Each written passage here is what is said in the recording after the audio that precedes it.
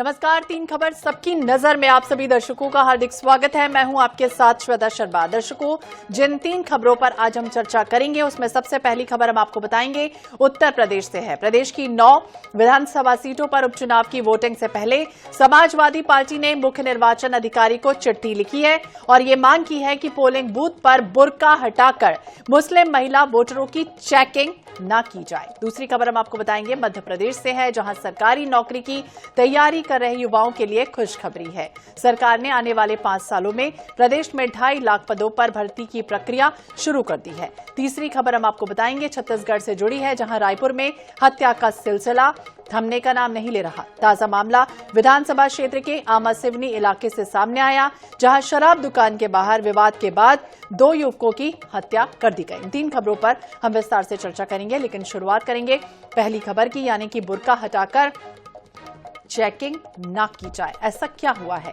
उत्तर प्रदेश में उपचुनाव से ठीक पहले बुर्का पर सियासी घमासान छिड़ गया। इस संबंध में समाजवादी पार्टी ने चुनाव आयोग को चिट्ठी लिखी है, जिसमें मुस्लिम महिलाओं का बुर्का हटाकर चेकिंग नहीं करने की मांग की गई। सपा ने यह कहा है कि मुस्लिम महिलाएं बुर्का हटाए जाने को लेकर डर जाती हैं। बीते लोकसभा चुनाव में उनको चेकिंग के नाम पर डराया गया, ऐसे में वोट डाले बगैर वो वापस चली गई। सपा ने कहा कि मुस्लिम महिलाएं बुर्का में मतदान केंद्र पहुंचती हैं तो पुलिस या अन्य सुरक्षा बलों को हस्तक्षेप करने का अधिकार नहीं होना चाहिए। ऐसी महिलाएं पहचान साबित करने के लिए अन्य तरीकों का इस्तेमाल कर सकती हैं। सपा की इस मांग पर बीजेपी ने पलटवार किया। भाजपा ने सपा की चिट्ठी को पेशबंदी करार दिया। बीजेपी ने कहा कि सपा को तो संभावित हार दिख रही है, इसलिए कारण गिनना शुरू हो चुका है। वहीं यूपी के डिप्टी सीएम ब्रजेश पाठक ने कहा कि निर्वाचन नियमावली का पालन होगा। यूपी उपचुनाव से पहले सियासत पूरी तरह से तेज हो चुकी है, जब मुस्लिम महिलाओं की वोटिंग के दौरान बुर्का हटाकर ना हो चेकिंग, इस बात के लिए चिट्ठी लिखी गई है। सपा ने बड़ा आरोप भी लगाया है। वहीं समाजवादी पार्टी ने निर्वाचन आयोग को 6 पन्नों का एक लंबा चौड़ा लेटर दे दिया है, जिसमें ये मांग की गई है कि मतदान के दिन मतदाताओं का पहचान पत्र कोई पुलिसकर्मी चेक ना करे। पुलिसकर्मी सपा समर्थकों को, खासकर मुस्लिम महिलाओं के पहचान के बहाने बुर्का उठाने से वो भयभीत हो जाती हैं, यानी कि वो डर जाती हैं।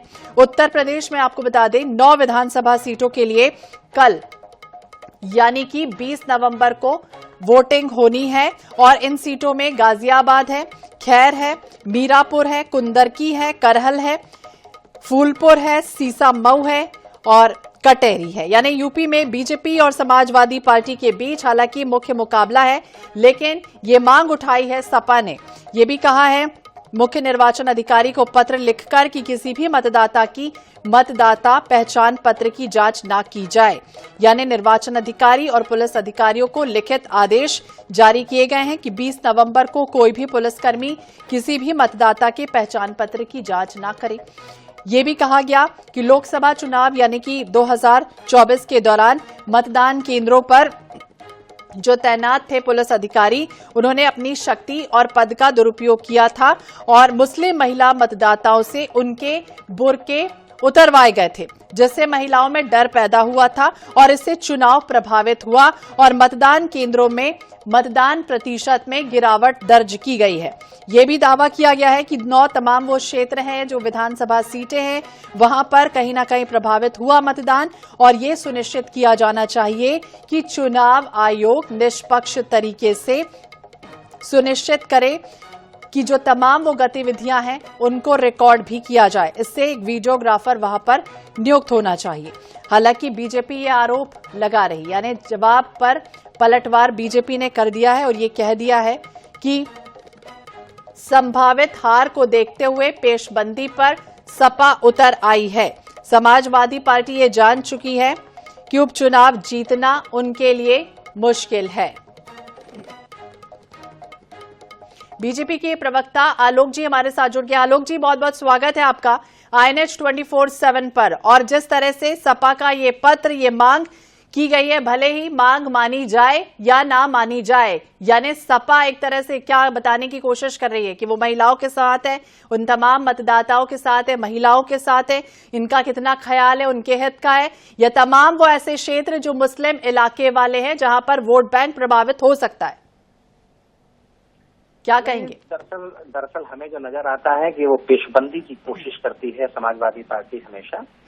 और जिस तरीके से भारतीय जनता पार्टी ने 9 की 9 सीटों पर कड़ी मेहनत की है, हमारे नेताओं ने, हमारे जो संगठन के नेता हैं, सत्ता के नेता हैं, जिस तरीके से हम जमीन पर गए हैं और लोगों का रिस्पांस जिस तरीके से भारतीय जनता पार्टी के पक्ष में आया है, तो उससे लग रहा है कि उनको पहले से पता चल गया है कि शनिवार को जब नतीजा निकल के आएगा तो अधिकतर सीटें भारतीय जनता पार्टी के पाले में होंगी और समाजवादी पार्टी हारने जा रही है। इसलिए कोई न कोई बहाना वो हमेशा सोचते रहे हैं। कभी वो ईवीएम की बात करते हैं, कभी वो इस तरीके की बातें करते हैं कि प्रशासनिक मशीनरी जो है कोई दबाव डालने की कोशिश करती है, दबाव बनाती है। तो मुझे लगता है कि चुनाव आयोग के पास जाना चाहिए, इसमें कहीं कोई दिक्कत नहीं। अगर कोई उनको शक है, कोई किसी तरीके का शक है, तो वो जाए, उनका स्वागत है। निश्चित रूप से उत्तर प्रदेश में निष्पक्ष चुनाव होने जा रहा है और भारतीय जनता पार्टी जीतने जा रही है। आलोक जी, ये भी समझना चाहेंगे, उत्तर प्रदेश की, पश्चिमी उत्तर प्रदेश को देखिए, तमाम वो इलाके, चाहे वो मीरापुर हो, खैर हो, कुदरकी हो, ये तमाम मुस्लिम बाहुल इलाके हैं। और ऐसे में अगर वोट ना पड़ता है या फिर मुस्लिम महिलाएं वहां पर वोट नहीं करती है, तो कहीं ना कहीं सपा को उससे नुकसान होगा। शायद यही वजह है कि इस तरह की स्थितियां बन रही हैं, पत्र लिख दिया गया है, ये मांग की जा रही है। नहीं, क्यों मुस्लिम महिलाओं की क्यों बात हो रही है? मुस्लिम महिलाएं कुछ लोग नकाब में रहते हैं, हमारे यहाँ हिंदू महिलाएं घूंघट में रहती हैं। मुझे लगता है वोट डालना सबका अधिकार है और चुनाव आयोग का भी दायित्व है और प्रशासनिक मशीनरी का भी दायित्व है कि वो निष्पक्ष तरीके से चुनाव कराए। और हमारा पुराना इतिहास रहा है उत्तर प्रदेश का कि शानदार चुनाव होते रहे हैं, बिना किसी क्राइम के, बिना किसी झगड़े के चुनाव उत्तर प्रदेश में संपन्न होते रहे हैं। ये तो उनको अपने जमाने का याद आ रहा होगा, जब समाजवादी पार्टी थी उस समय किस तरीके से वोट कैप्चरिंग होती थी, किस तरीके से वोट को डाइवर्ट करने की कोशिश की जाती थी, किस तरीके से प्रशासनिक मशीनरी पर दबाव डाला जाता था। 2017 के बाद सब कुछ चेंज हो गया है। अब जनता ही अपने आप में अपना प्रतिनिधि चुनती है और बहुत निष्पक्ष तरीके से चुनती है। उन्हें जो बेहतर लगता है, जिन्होंने काम किया है, जमीन पर उतर करके काम किया है, करप्शन को बढ़ावा नहीं दिया है, भ्रष्टाचार को बढ़ावा नहीं दिया है, अपराधियों को बढ़ावा नहीं दिया है, जनता उनके साथ खड़ी होती है। जी आलोक जी, कई बार हमने देखा है बुर्के की आड़ में कई बार फर्जी वोट भी पड़े, तो ऐसे में नियमावली तो सबके लिए एक होनी चाहिए, लेकिन इस तरह की मांग अगर पत्र के माध्यम से की जा रही है तो क्या कुछ होगा? क्या आयोग फैसला ले सकता है? नहीं, इसमें मैं क्या कह सकता हूँ। निश्चित रूप से आयोग की जिम्मेदारी है और पूरी मशीनरी इस समय आयोग के हवाले होती है। आयोग का ही आदेश सारी मशीनरी सुनती है और निष्पक्ष चुनाव होना चाहिए, इसमें कहीं किसी को शक नहीं है। हम तो अपना इतिहास उत्तर प्रदेश का देख रहे हैं 2017 के बाद से। हमको कहीं कोई क्राइम नहीं होता, बहुत शांतिपूर्ण चुनाव होता है, मतदान होता है।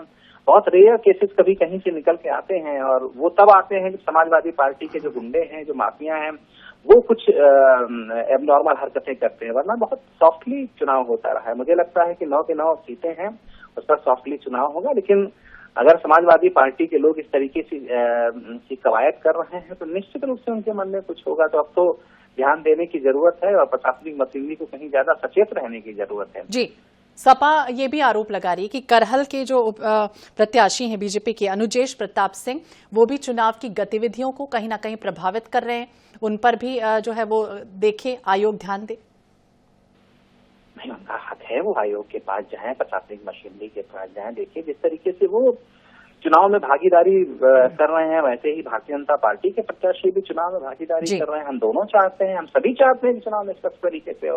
लेकिन दरअसल हमें तो कुछ दूसरी चीजें इसमें नजर आ रही हैं। देखिए साफ साफ दिख रहा है कि भारतीय जनता पार्टी चुनाव जीत रही है और समाजवादी पार्टी के जो भी कैंडिडेट चुनाव लड़ रहे हैं, अधिकतर चुनाव हार रहे हैं। उनको जब भी इस तरीके की चीजें होती रही हैं तो वो पहले से इस तरीके की पेशबंदी करते रहे हैं। जब भी कभी वो ईवीएम, जैसे मैंने कहा, कभी वो ईवीएम की बात करते हैं, कभी कोई दूसरी बात करते हैं, कभी कहते हैं प्रशासनिक दबाव पड़ रहा है, दबाव डाला गया इसलिए जीत गए। तो वो इस तरीके की बातें अभी से करना शुरू कर रहे हैं ताकि जब चुनाव का नतीजा आए तो वो बोल सकें। ठीक है, तो आलोक जी, यानी कुल मिलाकर देखा जाए तो हार का ठीकरा फोड़ने की तैयारी है, शायद यही वजह है कि आप इस तरह से कह रहे हैं। बहुत बहुत शुक्रिया बातचीत करने के लिए। मुस्लिम महिलाओं की ना हो चेकिंग, इस तरह की सपा जो है वो लेटर लिख रही है कि बुर्का हटाकर इस तरह का चेकिंग ना किया जाए। और अब बात करेंगे मध्य प्रदेश की, क्योंकि बम्पर भर्ती और खुशखबरी कह सकते हैं मिलने जा रही है। सरकारी नौकरी की तैयारी कर रहे मध्य प्रदेश के युवाओं के लिए अच्छी खबर, क्योंकि वित्त विभाग ने सभी सरकारी विभागों में जो खाली पद हैं उस पर सीधी भर्ती के लिए सभी विभागों के अपर मुख्य सचिव, प्रमुख सचिव, सचिवों को दिशा निर्देश जारी कर दिए हैं। ये कदम बीजेपी सरकार के संकल्प 2024 में शामिल रोजगार के अवसर के वादे पर अमल के लिए लाया गया है। अगले 5 साल में 2.5 लाख सरकारी नौकरियां दी जाएंगी।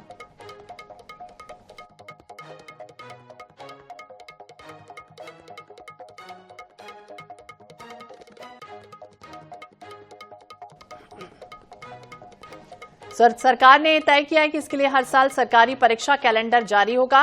वित्त विभाग के नए सर्कुलर के मुताबिक सरकारी विभागों में प्रथम श्रेणी, द्वितीय श्रेणी, तृतीय श्रेणी की सीधी भर्ती होगी।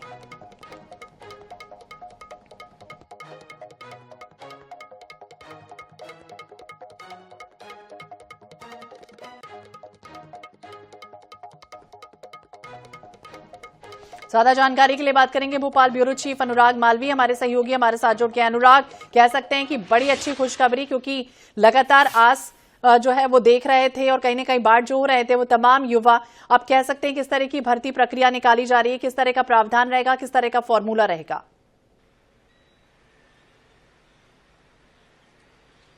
बिल्कुल, देखिए, जो सबसे प्रक्रिया की शुरुआत होती है वो होती है वित्त विभाग की अनुशंसा की। वित्त विभाग ने सभी विभागों को इसके लिए अनुशंसा कर दी और बकायदा इसके लिए सरकारी पत्र जारी हो गया है। सभी विभागों को वित्त विभाग ने पत्र भेजा है। 2.5 लाख नौकरियां हैं, उसके लिए किस तरह की रिक्तियां हैं उसकी जानकारी वित्त विभाग ने मांगी है और उसके बाद ये जानकारी सामान्य प्रशासन विभाग में अनुमोदन के साथ जाएगी। लेकिन महत्वपूर्ण बात यह कि ये प्रक्रिया शुरू होगी और 2.5 लाख सरकारी नौकरियां सीधी भर्ती से, ये इतनी बड़ी खुशी है, बम्पर खुशी है। इसकी अगर प्रॉपर प्रोसेसिंग शुरू हो जाती है और प्रक्रियाएं अलग अलग विभागों द्वारा समय पे शुरू कर दी जाती है तो मध्य प्रदेश के बेरोजगार युवाओं के लिए एक बड़ा रास्ता खुलने वाला है। और निश्चित रूप से चूंकि इसकी प्रक्रिया शुरू हो चुकी है, वित्त विभाग जो सबसे पहला कदम उठाता है वो कल उसने उठा दिया है, तो निश्चित रूप से मान के चलिए कि स्वास्थ्य विभाग और शिक्षा विभाग जहां पर सबसे ज्यादा बम्पर भर्तियां होनी है, वहां की सीधी भर्तियों के लिए जो है प्रक्रिया स्वास्थ्य विभाग शुरू कर देगा। क्योंकि स्वास्थ्य विभाग ने रिक्त पदों की जानकारी पहले ही एकत्रित कर ली थी जो वो वित्त विभाग को देने वाला है और उसके बाद में अब विज्ञापन जारी होने की तैयारी है और माना यह जा रहा है कि स्वास्थ्य विभाग के विज्ञापन अगले 10 दिनों में निकाल दिए जाएंगे। जी तो बिल्कुल 1 अप्रैल 2024 से रिक्त पदों की भी गणना होगी। और ये भी जानकारी दीजिए अनुराग, क्योंकि ये कहा जा रहा है कि 13% ऐसे पद हैं जो ओबीसी के लिए अंतिम परीक्षा परिणाम के बाद रोके गए थे, तो उनकी भी गणना होगी। बिल्कुल, देखिए, क्योंकि उसमें अदालत का आदेश था और उस लिहाज से उसका पालन करना अनिवार्य है और यही कारण है कि उस नियम के अनुसार ही जो है एडजस्टमेंट किया गया है रिक्त पदों में और 13% पदों के लिए होल्ड अपॉइंटमेंट्स की प्रोसेस रखी गई है। तो वो निश्चित रूप से एक प्रक्रिया का हिस्सा है ताकि ये पूरी की पूरी भर्ती प्रक्रिया बीच में रोकी ना जा सके, तो उसको कहीं ना कहीं होल्ड पे रखा गया है उस अपॉइंटमेंट प्रोसेस को और बाकी तमाम पदों पे भर्ती की जाएगी ताकि जो लोगों को नौकरियां दी जाए उनको ज्वाइनिंग भी दी जा सके। क्योंकि होता यह कि इस पूरे कहीं ना कहीं गफलत के चक्कर हर बार ये होता है कि ज्वाइनिंग बहुत सारे लोगों की अटक जाती है, पर बहुत सही तरीके से और बेहतर तरीके से इसका रास्ता मध्य प्रदेश सरकार ने निकाल लिया है। बिल्कुल बेहतर तरीके से रास्ता निकाल लिया गया है। अब देखना होगा किस तरह की स्थितियां बनती है। नजर बनाए रखिए। बहुत बहुत शुक्रिया अनुराग जानकारी के लिए और बातचीत करने के लिए। तो मध्य प्रदेश में बम्पर भर्ती और अब तीसरी खबर, यानी कि छत्तीसगढ़ जहां अपराधी बेलगाम है और पुलिस नाकाम है। इस तरह की स्थितियां लगातार रायपुर में बनी हुई है। हत्या का जो सिलसिला है वो थमने का नाम नहीं ले रहा। ताजा मामला विधानसभा क्षेत्र के आमा सिवनी इलाके का है। देखिए तस्वीरें सामने आई हैं। शराब दुकान के बाहर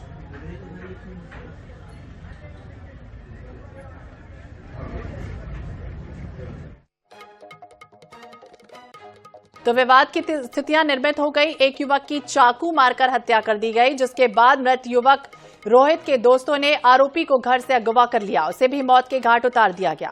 बताया जा रहा है कि दोनों पक्षों में शराबखोरी के दौरान विवाद हुआ। वारदात वहां मौजूद सीसीटीवी कैमरे में कैद हो गई। कुछ युवक चाकू और डंडे से वार करते हुए भी दिखाई दिए।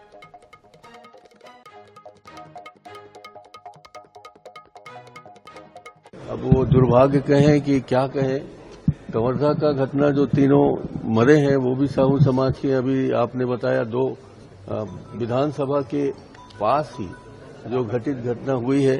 9 घटनाएं 7 दिन में हुई है, 7 घटनाएं 9 दिन में हुई, आज 2 घटना हो गई। इसके पहले भी चाकूबाजी हुई, इसके पहले भी लूटपाट हुआ। तो केंद्र जो हमारा राजपुर है, रायपुर केंद्र जो हमारा है, जो हमारा राजधानी है, यही लोग सुरक्षित नहीं महसूस करेंगे तो ग्रामीणों में क्या स्थिति होगी इसको आप समझ सकते हैं।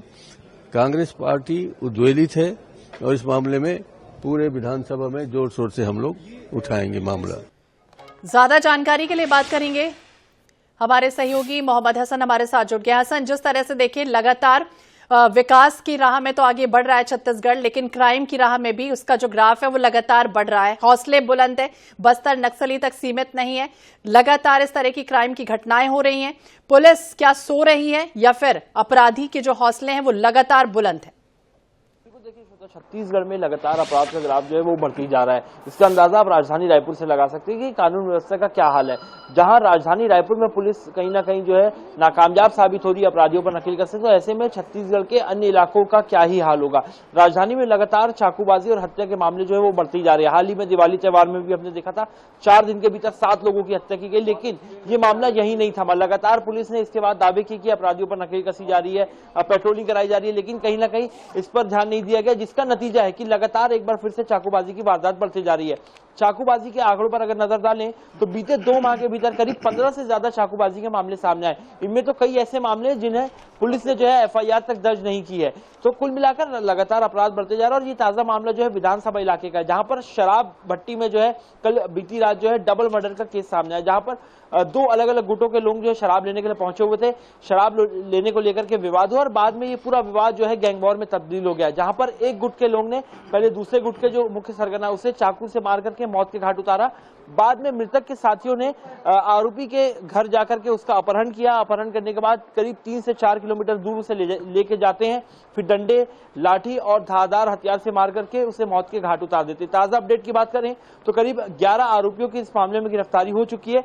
लेकिन सवाल इस बात का उठता है, शराब भट्टी में जब ये पूरा विवाद हो रहा था तब आखिरकार पुलिस की पेट्रोलिंग टीम क्यों नहीं पहुंची? यदि पुलिस की टीम सही समय पर पहुंची होती तो दूसरे गुट के लोग जिन्होंने अपहरण कर हत्या को अंजाम दिया ये कहीं ना कहीं नहीं होता। अपहरण करके हत्या की वारदात हो रही है। इस बात से एक बात का तो अंदाजा लगाया जा सकता है कि पेट्रोलिंग टीम जो पुलिस की है वो कहीं ना कहीं जो है अपना काम जो है वो ठीक से नहीं कर रही, जिसका नतीजा है लगातार लोगों की हत्याएं जो है वो राजधानी रायपुर में की जा रही हैं। ठीक कहा आपने, कहीं ना कहीं हसन ठीक से काम नहीं हो रहा है और उसका असर हम साफ तौर पर देख रहे हैं। यानी कि रात के अंधेरे में नहीं बल्कि दिन दहाड़े इस तरह की हरकतें कई बार हमने देखी कि हो रही है। चाकूबाजी की घटनाएं लगातार बढ़ रही हैं, क्राइम का जो ग्राफ है वो लगातार बढ़ रहा है और ऐसे में कई तरह के सवाल हैं। ये भी जानकारी दीजिए कि वो सड्डू, वो जो इलाका पौष इलाके का था और महज 50 मीटर की दूरी पर ये वहां पर थाना है। ऐसे में क्या कभी वहां पर गश्त नहीं होती? क्या कोई इंक्वायरी नहीं होती? कोई चेकिंग नहीं होती? बिल्कुल, देखिए रोहित और हरीश जिन दोनों की हत्या की गई है ये कोई आम लोग नहीं है, बल्कि ये विधानसभा इलाके के बदमाश है, निगरानी बदमाश है। इन्होंने इसके पहले भी कई चाकूबाजी और मारपीट की घटनाओं को अंजाम दिया। इन पर एफआईआर दर्ज है, इन पर मुकदमा चल रहा है। इसके बावजूद पुलिस की नजर इन पर ना होना, आप इससे अंदाजा लगा सकते हैं कि पुलिस कितनी चौकन्नी है। विधानसभा इलाके की बात करें तो काफी पौष इलाका है, जहां पर ये हत्या की घटना को अंजाम दिया गया। वहां से थाने की दूरी महज 1 से 1.5 किलोमीटर होगी, बावजूद उसके पुलिस की टीम नहीं पहुंचती है। पुलिस के सोर्सेज आप देखिए कितने कमजोर हैं। जब ये हत्या की घटना होती है तो पुलिस की टीम को ये तक मालूम नहीं चलता कि जिन्होंने अपराध को अंजाम दिया है उस आरोपी के घर में जो है मृतक के जो गैंग के लोग हैं वो जाकर के उसका अपहरण कर लिए हैं और उसकी हत्या कर रहे हैं। जब हत्या उसकी दूसरे युवक की हो जाती तब जाकर के पुलिस को पता चलता है। तो कहीं ना कहीं पुलिस जो है जरूर सवालों के कटघरे में है। ऐसे में अब देखना होगा राजधानी में कानून व्यवस्था बनाए रखने में पुलिस किस तरीके से आगे काम करती है। जी हसन, आप हमारे साथ बने रहिए। हमारे साथ कांग्रेस प्रवक्ता सुरेंद्र वर्मा जी भी जुड़ गए। सुरेंद्र जी, बहुत बहुत स्वागत है आपका INS 24/7 पर। और जिस तरह से राजधानी रायपुर क्या हो या फिर प्रदेश क्या हो, लगातार क्राइम का ग्राफ बढ़ रहा है और ये डबल मर्डर जिससे सनसनी फैल गई, क्या कहेंगे आप?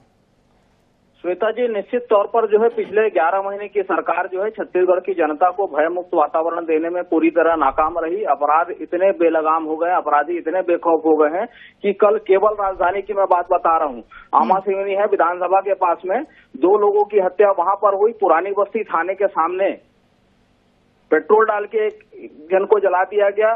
जिस तरह से तेली बांधा में कल दो घटनाएं हुई, गवाह को डराने धमकाने मारपीट की घटना, उसके बाद में फिर पूरा भीड़ के द्वारा एक अपराधी को मारा गया। तो भारतीय जनता पार्टी के कुशासन में अपराध पूरी तरह से बेलगाम हो गया है। एक ही दिन में रायपुर में दिवाली के समय याद होगा, दिवाली के दिन 9 लोगों की हत्या हुई थी, जो कभी नहीं हुआ छत्तीसगढ़ में। तो भारतीय जनता पार्टी के शासन में जंगल राज आ गया है। नशाखोरी के कारोबार को बढ़ावा देने में सरकार जो है वो मनपसंद ऐप में ही बुली हुई है, और तमाम तरह के जो कोचिए बिचौलिए अवैध नशे के कारोबारी हैं उनको प्रश्रय मिलने के कारण से अपराध बढ़ा है, और ये सरकार जो है पूरी तरह से अपराध रोक पाने में। सुरेन जी, पहले भी कई बार आपने प्रदर्शन किया है पार्टी ने, और कई बार ये ध्यान भी आकर्षित करवाया गया है कि लगातार जो ग्राफ है वो बढ़ रहा है क्राइम का। अब क्या कुछ करने वाली है कांग्रेस, किस तरह से, क्योंकि जनता के हित की बात है, जब नहीं सुन रही सरकार तो आप लोग क्या करेंगे? विपक्ष के नाते क्या भूमिका होनी चाहिए आपकी? के हित के मुद्दे जो है कांग्रेस लगातार उठा रही है, चाहे वो विधानसभा घेराव का मामला हो या प्रदेश अध्यक्ष जी का जो पदयात्रा था, वो भी जो है बिगड़ती कानून व्यवस्था के खिलाफ था, जो 125 किलोमीटर से अधिक की यात्रा गिरौदपुरी से रायपुर तक की है। उसके बाद लगातार प्रदर्शन चल रहा है, विपक्ष जो है अपना धर्म निभा रही है, और लगातार सड़क से लेकर सदन तक आने वाले विधानसभा सत्र में भी ये बात उठेगी, और जनता के मुद्दों को लेकर, जनता हित के और खासकर बिगड़ती कानून व्यवस्था को लेकर कांग्रेस लगातार आंदोलित है, और आगे भी आंदोलन तेज होगा। क्या आंदोलन करेंगे सुरेन जी? तमाम तरह के धरना प्रदर्शन और कब करेंगे सुरेन जी, कब करेंगे? चल ही रहा है, लगातार चल ही रहे हैं। मैंने तो कहा ना 11 महीने के दौरान आप देख लीजिए कि सबसे बड़ा जो विधानसभा घेराव का कार्यक्रम था, और पदयात्रा जो छत्तीसगढ़ की ऐतिहासिक पदयात्रा थी। कुछ हासिल हुआ सुरेन जी? कुछ हासिल हुआ? ये प्रदर्शन करने के बाद कुछ मिल रहा है? जनता जो है इस सरकार के खिलाफ आक्रोशित है, लगातार जो है कांग्रेस को समर्थन मिल रहा है, कांग्रेस के आंदोलनों को समर्थन मिल रहा है। भारतीय जनता पार्टी के सरकार के खिलाफ जनता में आक्रोश है, और भाजपा के जनप्रतिनिधियों के जवाब दे, और भाजपा के जनप्रतिनिधियों के जवाब ले लेते हैं। बीजेपी के मीडिया प्रभारी अमित चिमनानी जी हमारे साथ जुड़ गए। अमित जी, बहुत बहुत स्वागत है आपका INS 24/7 पर। और चल क्या रहा है राजधानी रायपुर? लगातार चाकूबाजी की घटनाएं, एक और डबल मर्डर हो जाता है, इसके बाद अपहरण होता है, फिर वहां पर मर्डर हो जाता है, क्या कहेंगे? प्रशासन पूरी मुस्तैदी से अपराधों को कम करने की दिशा में अपना पूरा प्रयास कर रहा है। सरकार ने भी फ्री हैंड छोड़ा है, लेकिन अपराध के बारे में जब कांग्रेस बात करती है तो इस बात का एक जवाब उनको जरूर देना चाहिए कि लगभग जो बड़े अपराध छत्तीसगढ़ में घटित हुए, चाहे वो प्रकाश मुनि जी जो हमारे पूज्य संत हैं उन पर हमले की बात हो। सुरेन जी, सुन रहे हैं आप अमित जी को? क्या कहेंगे? जी श्वेता जी, समय दीजिएगा। जी बोलिए। चाहे यहाँ पे जो फायरिंग हुई जेल में, उसके अपराधी और आरोपी के जो मेयर के साथ फोटो वायरल हुए, जितनी अमित जी डबल मर्डर पर क्या कहेंगे? जिस तरह से सनसनीखेज ये वारदात होती है, रायपुर दहलता है, छत्तीसगढ़ दहलता है, और एक बार फिर से शर्मसार होती है राजधानी रायपुर। उसका जवाब तो मैंने पहले भी दे दिया आपको कि शासन ने प्रशासन को फ्री हैंड दिया हुआ है, और सख्ती से इन बातों से निपटने के लिए पुलिस काम कर रही है। हमारा प्रश्न ये है कि हर अपराध में डायरेक्ट इनडायरेक्ट इन्वॉल्वमेंट कांग्रेस का क्यों है? सुरेन जी। श्वेता जी, आपने देखा किस तरह से भाजपा के निर्वाचित जनप्रतिनिधि रिकेश सेन जो वैशाली नगर के विधायक है, जनता का गर्दन दबोच रहे हैं। सार्वजनिक स्थल पर अनिल अग्रवाल तिल्दा के हैं, रायपुर के जिला महामंत्री हैं, खड़े होकर ट्रेलर और गैरेज में आग लगाए। उनके कार्रवाई करने के बजाय जो है पुलिस वालों पे कार्रवाई हुई। हाल ही में पलारी में की घटना आपको याद होगा। सुरेन जी, हम पहले रायपुर राजधानी की बात कर लेते हैं, चूंकि अपराधी जिस तरह से बेलगाम है, उस समय जो ये घटना हुई, क्या कहेंगे? और जेल में जो जिसने गोली चलाया, पिछले 8 महीने से फरारी काट रहे हैं वो। ये पुलिस और ये प्रशासन और ये सरकार कार्रवाई अपराधियों को कर नहीं पाती है। अमित जी, देखिए क्या है, समग्र विषय चल रहा है, इसीलिए एक बात कोट करना बहुत जरूरी है। जी बोलिए। इनके खुद के कोटा के विधायक हैं, उन्होंने पुलिस के पास जाकर ये कहा कि हम कानून को हाथ में लेंगे। अटल श्रीवास्तव उनका नाम है। जब कांग्रेस के जो चुने हुए प्रतिनिधि हैं पुलिस को कहते हैं कि हम कानून को हाथ में लेंगे, तो फिर कानून व्यवस्था की बात कांग्रेस क्यों करती है भाई? वो लें कानून को हाथ में, हम देख लेंगे। देखिए, आरोप प्रत्यारोप तो हमेशा चलता रहा है और बार बार ये होगा। ये जो घटना घटित हुई है उस पर आप बताइए कि किस तरह से इस पर रोक लगाई जाए, क्या होना चाहिए? पुलिस क्या कर रही थी? सो रही थी? कोई गश्ती नहीं होती? हत्या हो जाती है खुलेआम, उसके बाद घर पे घुसकर भी हत्या होती है। जो भी छत्तीसगढ़ का और छत्तीसगढ़ वासियों का हित चाहता है वो ऐसे विषयों पर राजनीति करने से बचेगा। कांग्रेस को शर्म आनी चाहिए कि हर विषय पे राजनीति करती है, बेतुके बयान देती है, शांति व्यवस्था को खराब करने का प्रयास करती है। अरे आपकी सरकार चली गई, इस चीज को मान लीजिए आप। हर चीज में राजनीति मत करिए, पुलिस का मनोबल बढ़ाइए आप। पुलिस का मनोबल बढ़ेगा तो पुलिस का मनोबल कैसे बढ़ेगा फिलहाल देखना होगा। खौफ नहीं है क्या अपराधियों को पुलिस का? फिलहाल किस तरह की स्थितियां बन रही हैं वो तो सब सर्वज्ञ है। बहुत बहुत शुक्रिया आप दोनों का ही बातचीत करने के लिए, सुरेंद्र जी और अमित जी। अपराधियों को का डर जो है वो कहीं ना कहीं नहीं दिख रहा है। हसन बहुत बहुत शुक्रिया जानकारी देने के लिए, बातचीत करने के लिए। डबल मर्डर से दहला है रायपुर, अपराधी बेलगाम है, पुलिस नाकाम है। हालांकि किस तरह की स्थितियां बनती हैं और आखिरकार कब ये जो ग्राफ है वो कम होता है। इसी के साथ इस बुलेटिन में फिलहाल इतना ही। बाकी अपडेट्स के लिए आप देखते रहिए INH 24/7। नमस्कार।